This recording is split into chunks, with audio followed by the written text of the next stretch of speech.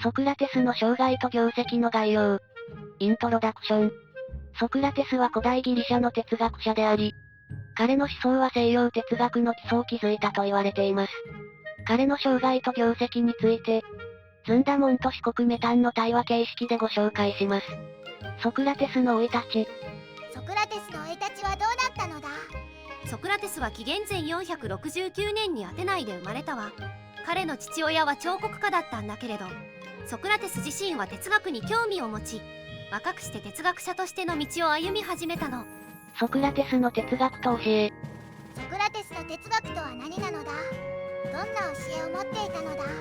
ソクラテスの哲学は無知の知よ。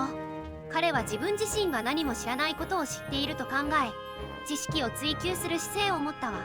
彼の教えは知ることは善であり、無知は悪であるというものだったの。彼は人々に対して問いかけることで真理を見つけるための考え方を促したのよ。ソクラテスの業績と影響。ソクラテスの業績や影響力について教えてほしいのだ。ソクラテスは自らの哲学を広めるために活動したのだけれど、彼自身は著作を残していないわ。けれど彼の弟子であるプラトンが彼の思想を収めた対話編を執筆したの。これによってソクラテスの思想は後世に伝えられ、西洋哲学の発展に大きな影響を与えたのよ。ソクラテスの哲学と教育。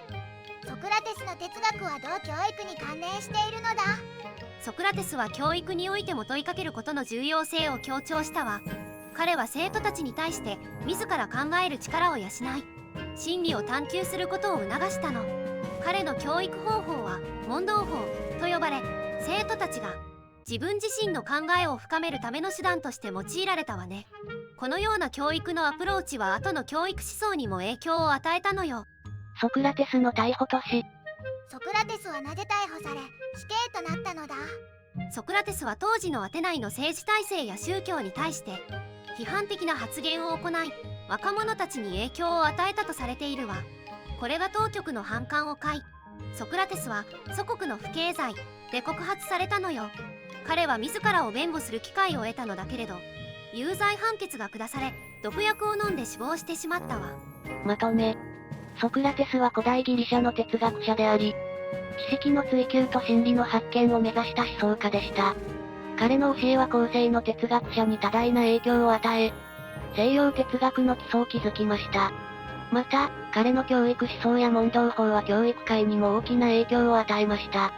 しかし、彼の批判的な姿勢が当局の反感を買い、逮捕され死刑となる運命をたどりました。ソクラテスの業績は彼の弟子であるプラトンによって、後世に伝えられ、私たちにとっても重要な知識源となっています。今日の動画はここまで。最後まで見てくれてありがとうございました。このチャンネルでは歴史上の人物に関する情報を5分以内の短くまとめた動画を毎日投稿中。歴史人物に興味があるならチャンネル登録や他の動画も見てみてね。